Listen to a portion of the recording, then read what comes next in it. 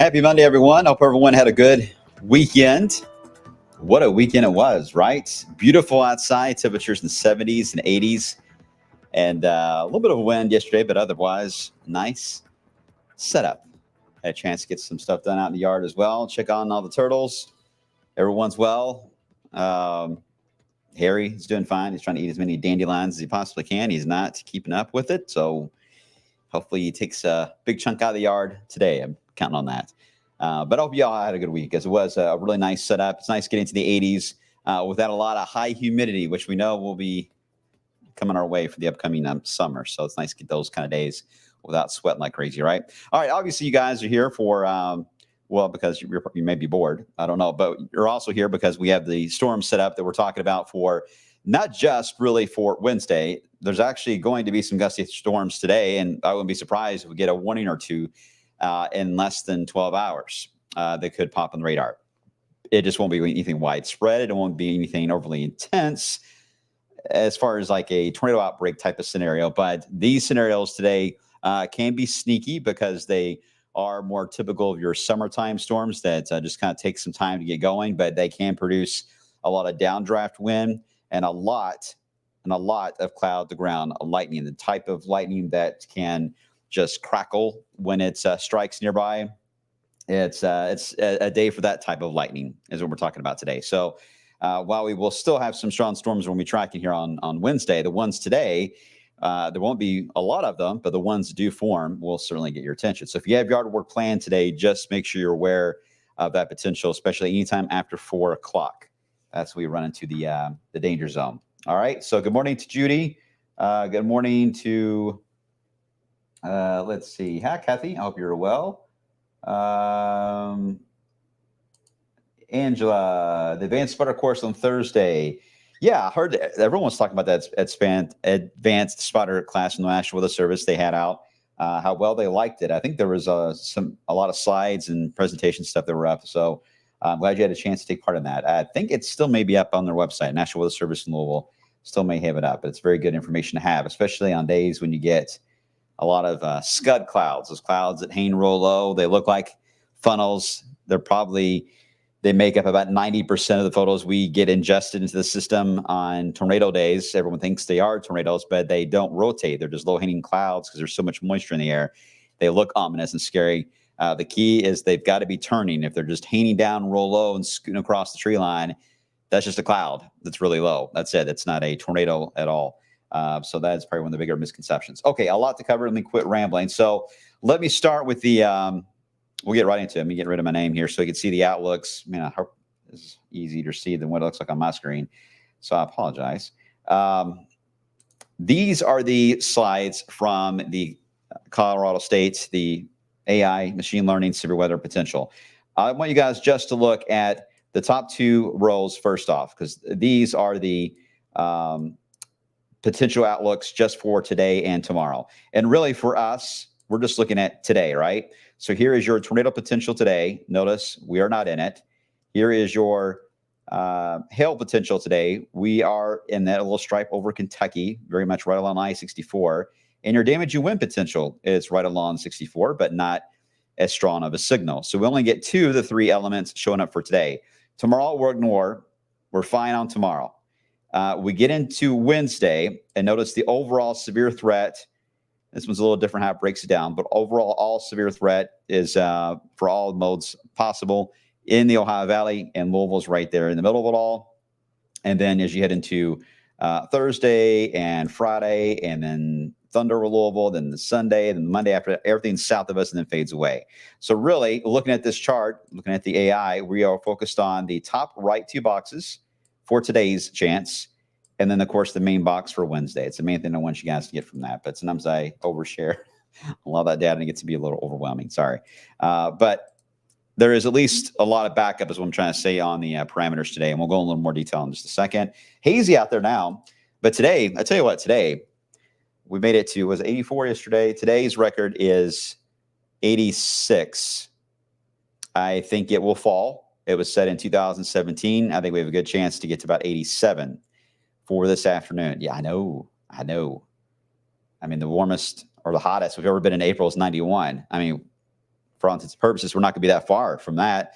So one of the warmer days on record for April happening today. So, no, it's not time to open the pool, but I got a feeling a lot of people are going to be outside. So that's what I want you guys to make sure that you were ready for these pop-up storms later today, because a lot of you will be outside enjoying this, and I don't blame you. It says 69. We've actually already crossed 70. I checked the sensor at the airport. It's already in the 70s in Louisville now. You saw the high, thin clouds, kind of a hazy look, almost a typical summer day, right? You don't see anything yet forming here. There's a few high-level clouds popping some returns in the radar. Not worried about that. The best way to see where this front is today, because when you look at the satellite image, you can tell there's something going on here when the sun comes up. You can see, yeah, okay, there's a storm system over here.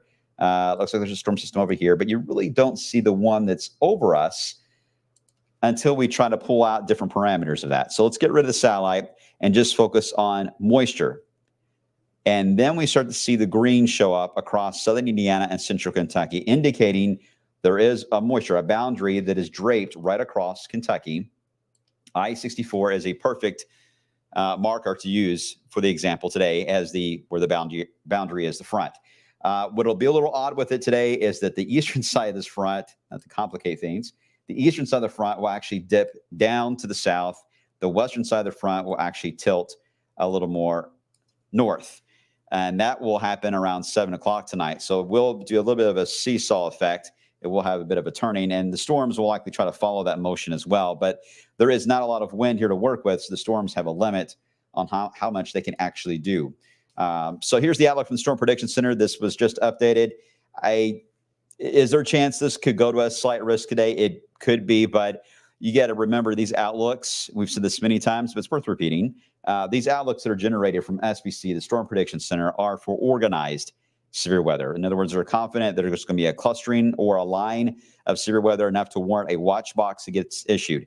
They do not account for pop-up thunderstorms that can become severe and can still cause damage. You may just get a marginal outlook for that, which we see a lot in the summertime, because they are in a situation where that is not, by definition, an organized severe weather event. They're kind of just random, right? I'm popping on the radar. So that's why it'll be very difficult to put a slight risk out unless they see that there's going to be a clustering of storms that can hold together for longer than an hour over one particular spot. They may draw a little stripe of yellow there today, but wouldn't worry about that. That's kind of getting the finer details we don't need to get into, because it won't matter, because I'm about to explain to you what we think is going to happen. There's the bigger outlook, the avocado that is forming into the nation's heartland. There it is tomorrow. It gets closer to us, but there's a reason why we do not see that yellow go all the way into Kentucky tomorrow. I'll show you that. And then here's our outlook for Wednesday, bullseye right there, of course, into the Ohio River Valley. It's a slight risk. It's not an enhanced. It's not a moderate. It is a slight. And as of now, from everything I've seen looking over, I don't think this is going to go higher than a slight for now, unless the data changes. I think we're going to hold at that level. So that will be, again, Wednesday, especially Wednesday night. All right, here's the atmosphere today. And let me go full screen again on this, because I know these get a little squished. This is the fuel or the CAPE for the guys that are big model watchers. It's shown roughly about 2,500 to 3,000 in CAPE, which is fuel, thunderstorm fuel, right there over Kentucky. And I put the black circle where Louisville is, so right across our area. This is some of the higher fuel that we're going to have for the entire week is today, not for Wednesday. For today, this is the highest fuel that we'll have. That's the reason why you will end up with more intense lightning strikes. You can get more damaging wind gusts. However, when I looked at the wind fields, they're weak. We do not have, which the magic number I like to go with is roughly about 40 knots. There's some 25s, maybe a 30 that shows up this afternoon in pockets. But all your best wind shear is to the west. It's not with the front. So what happens, again, is these storms can form because it is going to be quite warm today. In fact, record warmth. They can indeed develop, but they don't have a tailpipe. 40-knot wind and shear is what allows the storms to have a tailpipe and allows them to stay on the radar for longer than 15, 20 minutes at a time. If they don't have a tailpipe, they have a lifespan to them that will literally be about 15, 20 minutes, if that, and then they just fall apart. But when they fall apart, that's when, again, the cooler air above them allows for the crashing wind, and that's where you get your downburst winds, especially, can develop. And they can produce hail. Days like today when you get very warm. Hailstones do melt on a day like this before they hit the ground. So the modeling is going to estimate, quarter inch to slightly larger and potential hailstones. But we have to factor in, too, that by the time they get below the tree line, the melting has already begun. So they're a little bit smaller than what we'll get. But I think hail, intense lightning, and downburst winds, those are the main items. I know you're going to ask, can you get a tornado today?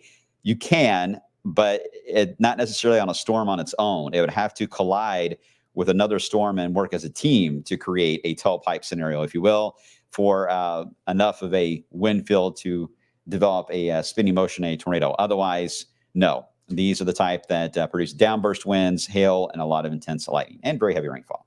So the setup today makes sense. I can see why it is on there and why it will likely stay intact. We'll go through the timing on that here in just a second. Okay, so in fact, let's do it now. Here is, and then I'm going to cover Wednesday, I promise. Here is today, and obviously what I like to do is show the fuel, the same thing that you saw that was 2,500 to 3,000. It was on the map. This is what it looks like in colored form. You get into the brighter golds. That is the more intense fuel that is available, right? So this is running at about 6 p.m. Is where this has the storms popping. There is a way to tell when they can pop, but it will be varying on location. And we use the weather balloon data that we get, a lot of soundings. So far, I'm seeing an average of about 86 degrees, in some cases 87, but 86 is about the average of when the atmosphere gets to that point today. At 86, they pop. So last minute, right? So it's going to take us a while to get to 86. We're going to be we're in the 70s now. We'll be in the 80s just after lunch. And then by the time we hit into that 4 or 5 o'clock window, now we're getting close to 86, 87. That is when they'll pop.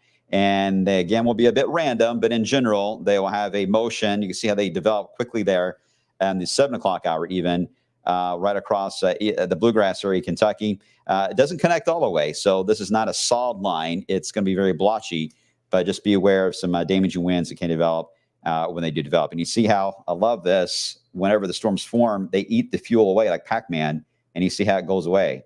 They just eat it all up. So there's no more fuel for that area where they hit. So the rain-cooled air, we always call it. All right, so that happens this afternoon. Just be weather aware. We're going to be watching it. They fade out. We don't really have a whole lot of fuel left over for tonight, but it's still around. It's going to be a warm night tonight. Very warm night tonight.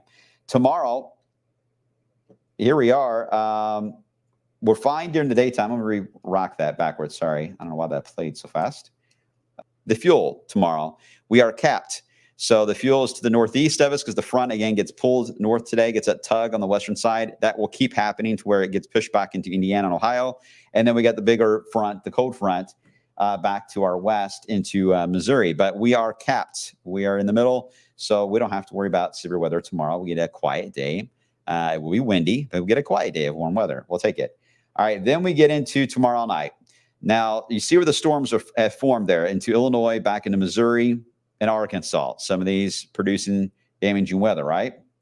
You see where the fuel is.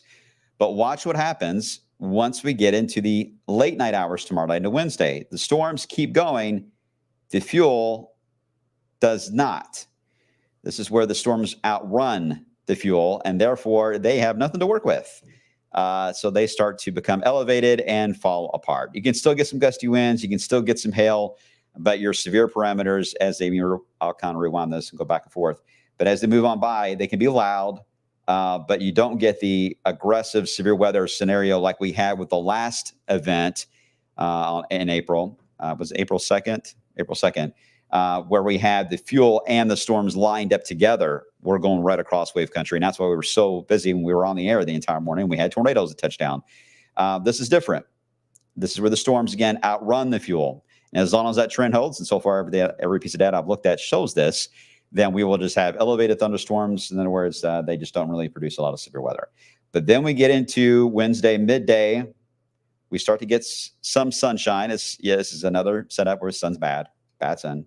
And then the storms really begin to pop. Now, here's where the fuel is, and the storms pop. And this particular model is a little delayed on the storms trying to, let me rewind this, on the timing of the storms coming in. It takes a bit of time to get them to pop into the southern part here. They're ongoing for sure up here to Illinois, Michigan, Indiana, and Ohio, but they don't have a full connection all the way down into Tennessee. That is likely the scenario we're going to face. I don't think this is going to be a solid line. So there is a decent chance that some of you will go through this severe threat without even seeing a single thunderstorm on Wednesday night or afternoon. This is not a solid line guarantee. Now, here's the bad news.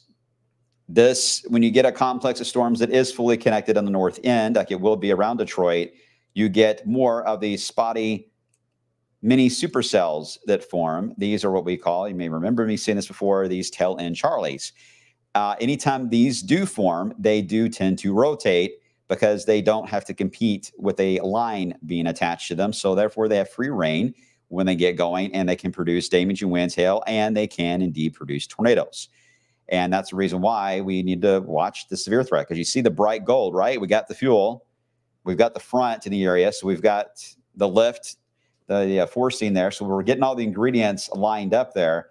So the stage is set to get thunderstorms to form, but I don't think it's going to be a solid line. That's going to be a bit frustrating, and that's up on our end to try to guide you guys on how this will play out. But there is a chance, again, that some of you may fit perfectly in between it. I hope that's the case. And some may view it as a bust, but it won't be a bust. It's just the nature of this particular event. It's not a solid line scenario. I hope that all made sense.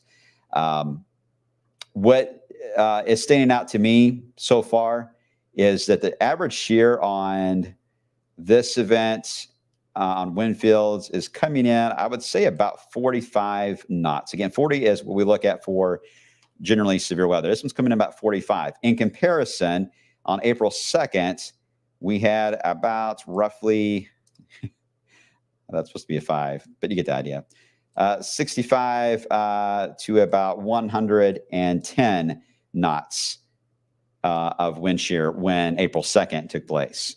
So this is a completely different setup. You could still get tornadoes at that 45. Don't get me wrong, you can. But as far as a widespread violent outbreak and get you to a moderate risk, so far the parameters are not matching that. That's a good thing. I'm not complaining, but it only takes one storm to cause damage and hurt somebody. So we still have the same reaction to it. It's just I just want you guys to understand the difference on it, because someone's going to ask how this will all play out. All right, so that's the severe threat. This is done and over with.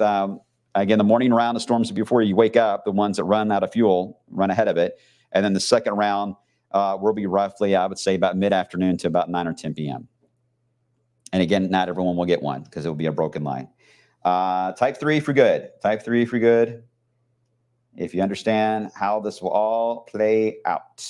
Ashley, I saw your comment. The front itself is going to be passing through around 9 to 10 o'clock, which brings me to another point I'm going to make here in just a second on the front. So hang tight on that. Everyone looks good. Okay, good. I just want to make sure that it can be a bit complex, but that's why we do these blogs too, to give you guys a little bit more of an inside look at the meteorology of it. of the different parameters involved, how it can be really complex, but they all have their own personality, right? Each setup is different, different parameters, different things we look at that can go right and can go wrong.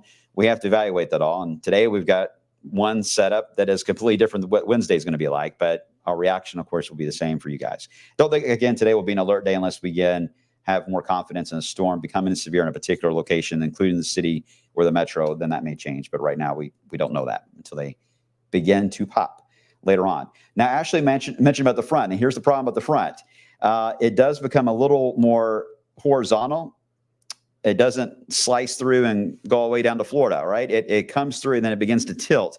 That is the only challenge that I see that is going to be a problem for Thunder over Louisville, because as we head into late Thursday and Friday, again, after Wednesday's storm threat, there is another wave that is going to ride along that boundary and track in with some showers and storms. Most of the storms will be where you see the fuel, again, is to the south.